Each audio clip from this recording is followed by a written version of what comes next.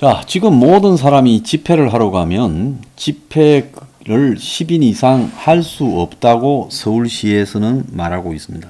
아마 지방도 거의 비슷할 거라고 보이는데요. 그래서 도대체 코로나는 코로나지만은 5개회에서 집회를 10인 이상 할 수 없다? 지금요, 서울 시내의 그 종로상가 뒤에 그 익선동 입구에 한번 가보세요. 저 을지로 태계로 일대에 그 호프집이니 뭐 고깃구워 파는 데 한번 가보세요. 온 길거리에 날도 따뜻한데 밖에다가 의자 갖다 놓고 사람들이 마스크 하지 않고 지금 술 먹고 있습니다. 온 술집에 사람들로 넘쳐나고 있고, 또 청계천 변이나 부산의 광안리의 바닷가 옆에 수변공원 등의 사람들로 바글바글합니다. 대학 캠퍼스에도 밤에 바글바글해요. 그리고 각종 위락시설 이런데 바글바글합니다. 왜 집회를 갖다가 10인이면 안 된다고 5개에서 신고하고 마스크 끼고 자, 공기가 순환되고 있는데 왜 안 된다고 합니까? 만약에 10인 이상 집회를 하는 게 감염병상의 전염 위험이 있다고 한다면 지하철에 그렇게 이 밀폐된 지하철의 땅속에 사람들을 한 칸에 수백 명씩 태워서 이동시키는 것도 금지시키고, 밀폐된 버스에서 수많은 사람들이 출퇴근 시간에 이동하는 것도 금지시키고, 밀폐된 택시에서 5명이 타고 가는 것도 금지시켜야죠.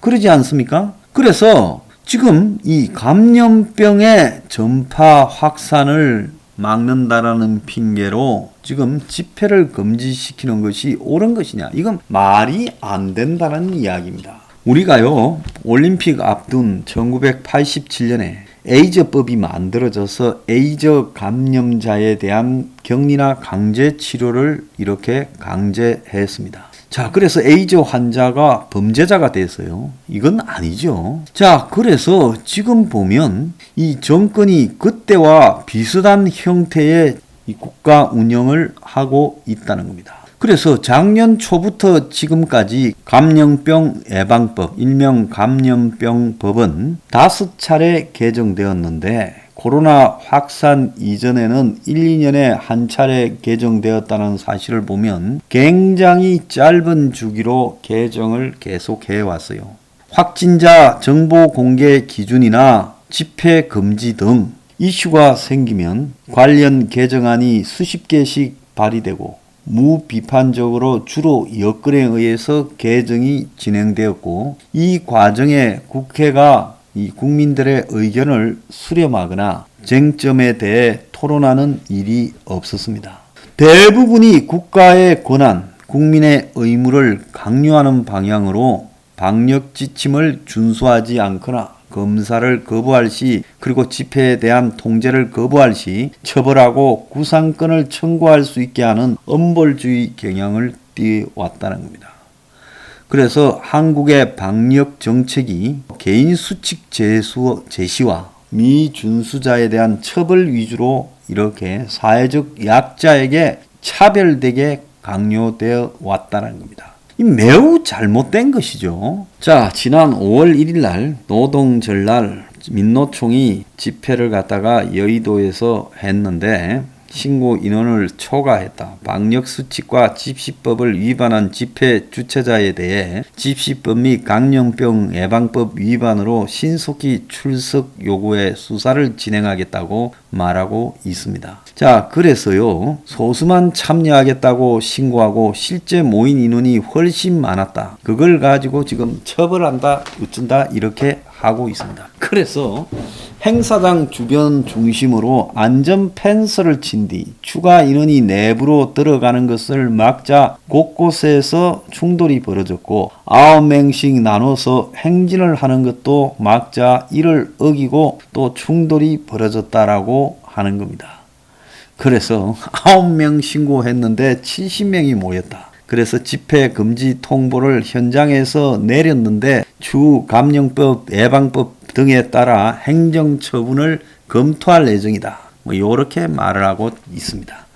지금 웃기는 거죠. 보수단체 3.1절 집회에 대해서도요, 서울시 경찰이 엄정 대응한다고 말을 했습니다. 그래서 10인 이상 금지 구역 내 집회 신고가 102건이다. 그래서 금지 통고를 했습니다. 그런데 가만히 보면요, 그때 이 보수단체 집회가 3.1절 때 1478건이 집회 신고가 됐다는 거예요. 그런데 예상 참가자가 10명 이상이거나 지자체 금지구역 안에서 신고된 집회는 102건 13개 단체라는 겁니다. 그래서 모두 금지 통고를 받았다는 겁니다. 자, 경찰은 10명 이상 집계라면 감염병 확산 위험이 크고 공공의 안녕 질서를 위협할 수 있다 판단되어 법이 허용하는 범위 내에서 모든 수단을 동원해 엄정하게 대응하고 불법 행위는 사법 처리하겠다. 요렇게 말을 합니다. 그러면서 이 3.1절 집회를 갖다가 완전히 지금 무산시켜 버렸죠. 그래서 지금 이런 방역 당국의 집회 금지 제한 조처에 대한 행정 소송이 3.1절 앞두고도 나왔지만 다 의미가 없게 되어 버렸습니다. 그런데 지난 2월 18일 백기환 연결식에 이 많은 지금 인파가 몰렸지요. 자, 서울시는 마지못해 문제가 나오니까 감염병법 위반이라고 남대문 경찰서에 고발장을 냈습니다. 보수단체들은 수백 명이 도심을 행진하고 서울 광장까지 왔는데도 막지 않았다라고 지금 행평성 문제를 제기했습니다. 그러니까 좌파단체 일각에서는 서울시가 박원순 분향소 고발 사건과 관련해 검찰에서 무혐의 처분을 받았다면서 그래놓고 백기환 연결식은 고발하느냐, 모순이지 않느냐, 너 시장 죽었을 때는 무혐의 처분 받았다고 하지 않았냐, 문제를 제기를 했습니다. 자, 우리가요 당연하다라는 부분처럼 이렇게 모든 것을 받아들이면 독재를 상대로 국민의 기본권을 회복할 수 없습니다. 우리가 지금 엄청난 독재적 국민 기본권 탄압에 대해서 싸워야 되는 거예요.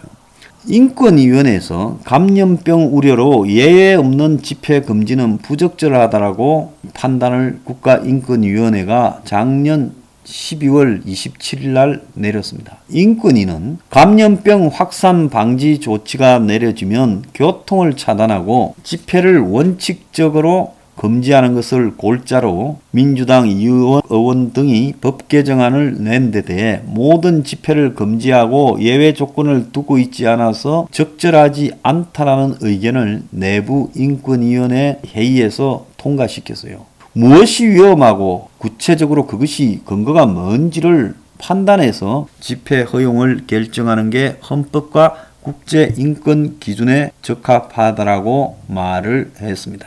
자, 지난 12월 4일 날 민주노총이 노조법 개정을 반대하는 집회를 미신고한 채 서울 시내 곳곳에서 4,500명이 여의도 일대에서 했습니다. 여의도 일대에서 4,500명이. 그런데도 불구하고 지금 이 부분과 관련해서 얼마나 어떻게 처벌했는지 의문입니다. 그래서 항상 보면 좌파 단체들도 행정성 이런 부분을 가지고 처벌 엄벌한다고 해놓고 그냥 이렇게 적당히 허용하는 형태로 가고 있습니다. 근데 언론들도요 지금 굉장히 나빠요. 세계일보 같은 경우에는 며칠 전에 방역 나몰라라, 이익단체 배짱 집회, 바이러스 확산 부채질 이렇게 말하고 있습니다. 자, 이렇게 말하기 전에요 정말로 중요한 것은요 도대체 밖에 지금 집회를 하는 것이 어떻게 코로나 확산에 문제가 되는지를 과학적으로 검증을 하고 그 검증 결과를 가지고 해야지 작년 8.15 때 무분별하게 두들겨 잡아놓고 그걸 가지고 지금 그게 증거다라고 말하며 집회한 사람들을 살인자라고 이야기한 노영민의 행태가 옳은 것이냐, 그 근거가 어디 있느냐, 그때 무슨 검사했다, 그 검사가 진정한 것이냐 한번 검사해 봅시다. 그래서 이런 부분을 갖다가 하지 않고 집회를 무작정 금지시키는 것은 저는 이건 있을 수 없다고 보고 있습니다. 코로나 중에도 2월 달에 집회를 강행했다고 기소된 보수 성향 단체 일파만파의 김수열 대표가 법정에서 서울시가 집회 금지를 지난해 2월 했는데도 동아면세 백화점 앞에서 집회를 강행했다고 재판에 넘겨졌는데 김수열 대표 측 변호인은 이 사건 집회는 관련법에 따라 금지 통고를 할 수 없었고 금지 처분을 한다고 해도 그 사실을 미리 알렸어야 한다. 그래서 혐의가 성립되지 않는다라고 말을 했습니다. 자, 이 부분과 관련해서 우리가 지금 헌법소원심판 청구서를 행명 20일 이름으로요, 대표자 황장수가 내고 소송 대리인이 변호사 임응수입니다. 그래서 오세훈을 상대로 내는데 2020년 11월 24일자로 서울시가 서울시 전역에 10인 이상 집회 금지 조치를 한 것이 헌법에 위반된다라고 하는 내용입니다. 그래서 집회 신고를 내면 10명 미만으로 해야 된다라고 하는데 이것이 헌법에 위반된다고 하는 이유 중에 하나가 헌법 21조 1항의 결사의 자유를 갖다가 지금 이 기본권으로 보장하는데, 그런데 평화적 집회고 신고한 집회임에도 불구하고 최소한의 집회에 대한 제한은 최소한의 범위에서 이루어져야 한다라는 것이 헌법 정신입니다. 그럼에도 불구하고 이 집회 부분을 감염병법의 내용을 가지고 아주 그냥 원천적으로 10명 이상은 안 된다라고 제한하면서 집회 금지에 의해 행정권이 주체가 되는 예외적 허가 방식, 이것을 갖다가 운영하고 있는 것은 헌법적 정신에 벗어나는 거다. 이렇게 우리가 주장하는 겁니다. 그래서 집회의 자유 문제는 본질적인 그 내용이 아무리 국가의 무슨 이 방역인이 어쩌니 하더라도 그 제한은 최소화에 이루어져야지, 코로나 바이러스라고 감염병법을 근거해서 이런 식으로 일률적으로 제한하는 것은 있을 수 없다는 겁니다. 이 질병법상의 집회에 대해서 집합을 금지하고 제한하는 것을 지방자치단체장에게 위임하는 것은 합리적 근거가 없는 자의적으로 기본권을 제한하고 있는 겁니다. 5개 집회의 경우 실내 집회보다 마스크 착용 및 거리두기로 인해 바이러스 감염 가능성이 현저히 낮은 것이 사실이고, 그렇기 때문에 실내 집회보다 완화된 제한이 부과되는 것이 합당한데요. 그런데 정부의 중앙재난대책본부 및 보건복지부가 배포한 자료를 보면 결혼식 등 실내 집회의 경우 100명 미만은 허용되고 종교 집회의 경우 20% 해당되는데 실내 집회 참석 인원도 100명 미만으로 제한을 하고 있습니다. 우리 행명 20일에 창당대회도 50명 미만으로 했습니다.